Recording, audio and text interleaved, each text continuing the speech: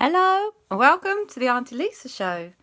Today I've mixed it up a little bit and I've made myself some random story starters, and I picked out today's one, which says deep in the forest lived a very old bear with magical powers that allowed the bear to, and we'll see what that is.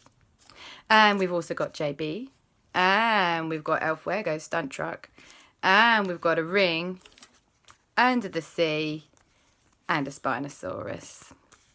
Good. Right then. We will begin. Hang on. Let's turn it the right way up. Lay them all out so I don't forget anything, obviously. Right. Deep in the forest lived a very old bear with magical powers that allowed the bear to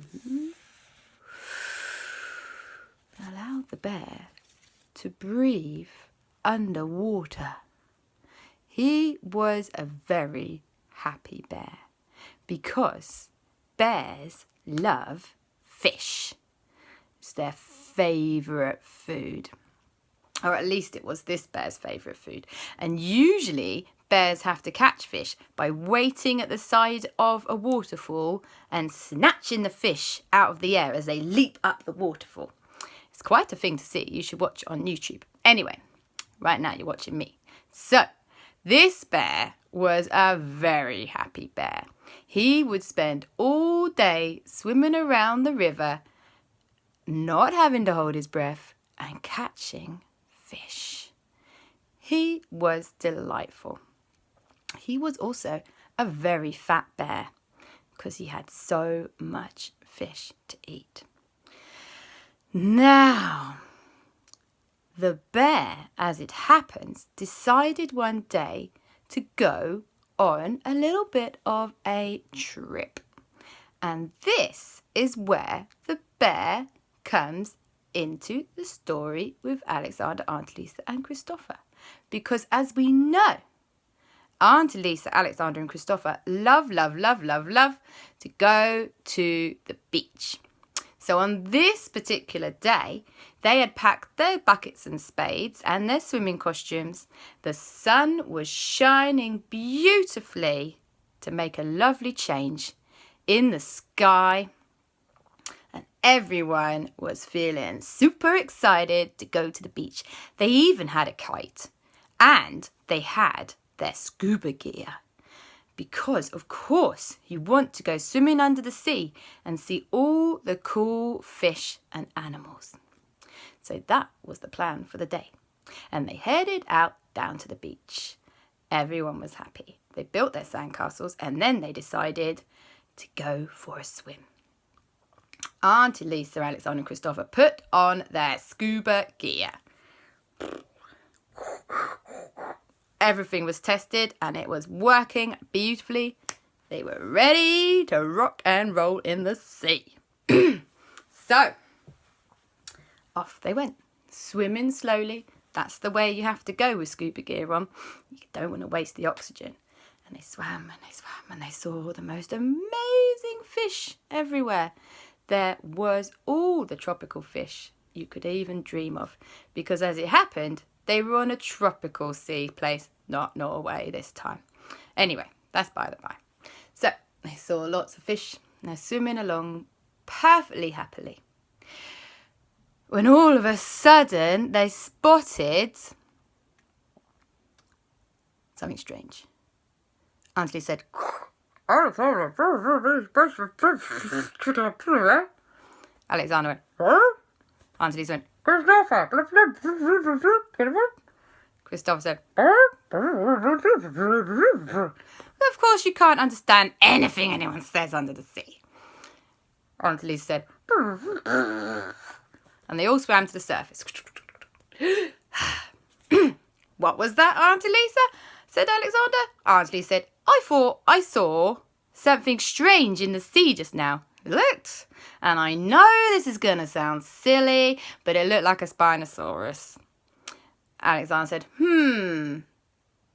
That does sound silly, Aunty Lisa. In fact, that sounds very silly because, as you know, there's no Spinosauruses in the sea nowadays.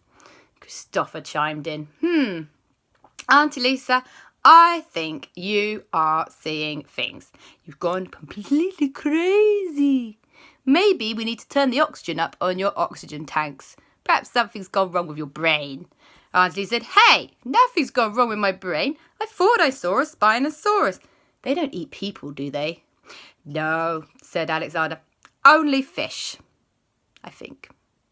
Kristoffer chimed in. Yes, only fish, although we've not tested it because obviously they don't exist, Aunty Lisa. You're so silly. It was not a Spinosaurus. As if. Well, Aunty Lisa said, okay, I must have just mistaken something. Maybe it caught my eye funny. I don't know. Let's go back under the sea and see what we shall see. And so back down they swam. Down and down and down. And they got down to the bottom of the seabed where there was lots of lovely, beautiful shells. And in amongst those shells, Aunty Lisa spotted something. It was sparkling. And it was a ruby. And she said, Aleksander went, Kristoffer went, Aunty went, ugh.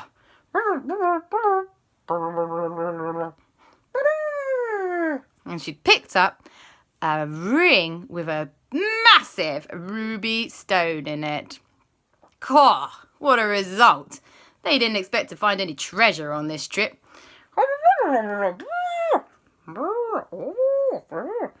She was really excited to wear that ruby ring, and they swam back up to the surface to talk about it. And she said, "Oh, look at my beautiful ruby ring." Aleksander and Kristoffer were like, "Wow, that is a beautiful ruby ring, Aunty Lisa. Suits you." Aunty Lisa said, "Yes, I know. Jewellery does look good on me. You're not wrong." Well, are we done swimming under the sea? What do you think? And Kristoffer and Aleksander were like, maybe just one more trip. Maybe there's some other treasure at the bottom of the sea that we didn't see just then. Too many words of sea in there. And Aunty said, well, okay, yeah, let's go down to the bottom of the sea again. Now, they were having a lovely time at the bottom of the sea. They found some very pretty shells, and they didn't find any more rings at that point. But then something came out of the gloom. Something with a very big kind of sail on its back. And it swam past them. And it went. Kristoffer went. Aleksander went. And they went. Boom. And they went.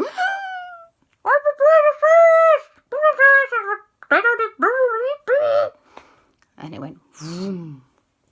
Vroom. It was circling them. And they were like, because you can never be quite sure that a Spinosaurus might not want to bite you, even if it doesn't want to eat you. Maybe it could bite your arm off or something. Anyway, they clung together in a little patch at the bottom of the seabed like this.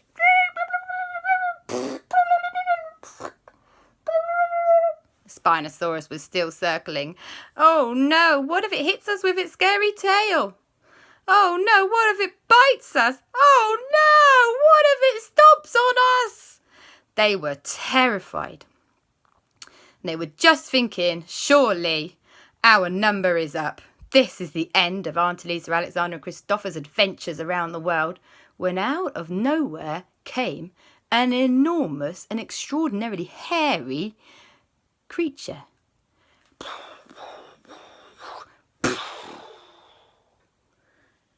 And it knocked that Spinosaurus sideways. The Spinosaurus went spun for miles nearly out further into the sea. And in front of them, to their absolute shock and slight horror, was a full-grown, ginormous bear. Aunty Lisa, Aleksander and Kristoffer went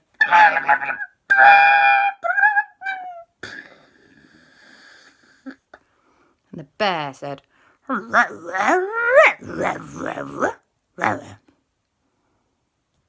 went, huh? They didn't have a snorkel on it. Aunty Lisa said, hey guys, I feel a friendly bear. Aleksander and Kristoffer agreed, even though they couldn't fully understand what she was on about, that they thought it was a friendly bear. And so they held on to the bear's back, and the bear swam them all the way back to the surface. And they popped out. And the bear popped out. And Aunty Lisa went, I don't speak bear. Do you speak bear, Aleksander? Aleksander said, I don't speak bear. Kristoffer said, me neither. Does seem to have saved the day, though. That Spinosaurus is nowhere to be seen. I wonder how we could even repay that bear. I wonder what bears like. No one really knew what bears liked. Anyway, the bear carried them all the way back to the shore on its back. And they were so relieved and happy that they decided to share with the bear some of their sandwiches. But the bear didn't really want sandwiches. So then they decided to share with the bear some of their sweets. The bear didn't really want sweets either. So then they decided to share with the bear some of their tea. But bears don't like tea. However, will we repay the bear? And also, how did the bear get out here for Aunty Lisa? Well, they were just sitting, relaxing on the beach, all four of them, Aunty Lisa, Aleksander, Kristoffer and the bear, when they noticed in the distance an old friend on their stunt truck. And it was El Fuego. And he was charging along with JB, charging down the beach at full pelt on his stunt truck. And he was going, hey, don't worry, I'll save you. He's turned a little bit Italian. I don't know why. I'll save you guys. I'll save you. Get away from the bear. I'll rescue you. Don't worry, Aunty Lisa. I'm coming to save the day. Like that. That's how Fuego talks. Aunties went, no, stop, El Fuego. Stop. Stop right there. You don't need to save us from the bear. The bear saved us from a Spinosaurus already. It's a friendly bear. El Fuego was like, what? A friendly bear? Well, okay then. And he parked up his stunt truck, and him and JB climbed down and sat with everyone on the beach with the bear. And the bear went, and JB said, whew, I wish I could understand bear talk. Everyone agreed. No one knew what the bear wanted. Anyway, so they all sat there together on the beach and looked out to sea. And then JB noticed something on Aunty Lisa's finger. And she said, hey, Aunty Lisa, that's a very beautiful ring you've got there. Where on earth did you find it? Aunty Lisa said, well, I actually found it at the bottom of the sea just now. I'd completely forgotten about it. It's ever so pretty, isn't it? JB said, where did you find it? Aunty said, at the bottom of the sea just now. JB said, oh no. You know what that means. Aunty said, what? What does that mean? She said, I think that ring belonged to the most terrifying lady ghost ever. And when she's visiting, she always leaves a ring behind. And that most terrifying lady ghost is called the Dame of the Depths. You need to be super careful. She always sends monsters to get people. Aunty Lisa said, oh, she sends monsters to get people?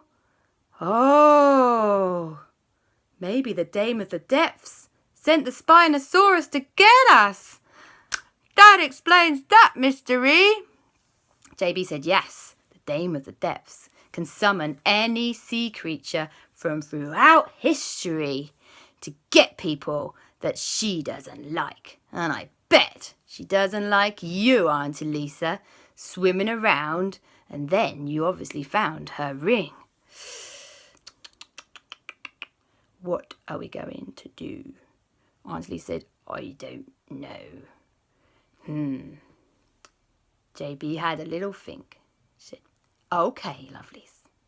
I'm going to take the ring and I'm going to store it in the most special, most safest place that I can in my lab.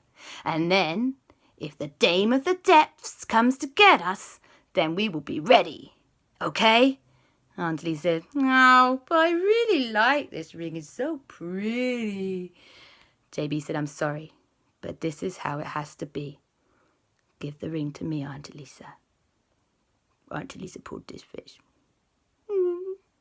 Well, okay. She gave the ring to JB. Now, just as JB took the ring, out of the sea came the most terrifying thing that any of them had ever seen. It was a Mosasaurus soaring out of the waves and trying to crash and grab them from the edge of the seashore on the beach. It was like, "Rah!" with its giant teeth clamp. JB went, quick, run! And the bear turned around and it went, "Rah!" And the Mosasaurus was so shocked to see a bear roaring back at it that it went, "Rah!" And it swam back out to sea. And everyone, including the bear, leapt into El Fuego's stunt truck and zoomed out of there. When they were at a safe distance, JB said, I need to get this away from the sea very quickly. But hang on. What are we going to do about the bear? Aunty said, I don't know. What are we going to do about the bear? He saved the day. Do you know what bears like? Said JB. I think their favourite thing is fish. We should get the bear loads of fish. He'll be a really happy bear. And Aunty said, that's a great idea. And at the word fish, the bear's ears went, ooh, because I'm sure they can do that. They're kind of like this, ooh. And everyone went, the bear must love fish. Hey, bear, where did you come from? And the bear kind of went, and they zoomed in the stunt truck all the way back to the forest where the bear lived. And later that day, they brought the bear loads of fish from the fish shop. And they all had a lovely fish picnic, except for Aunty Lisa, who doesn't eat fish. She had veggie burgers and a barbecue. And they made friends with the bear forever. And always made sure to bring him fish, especially just before hibernation time. Because bears have to sleep for half the year. Lucky bears. And that is the end of the story. Love you. Night night.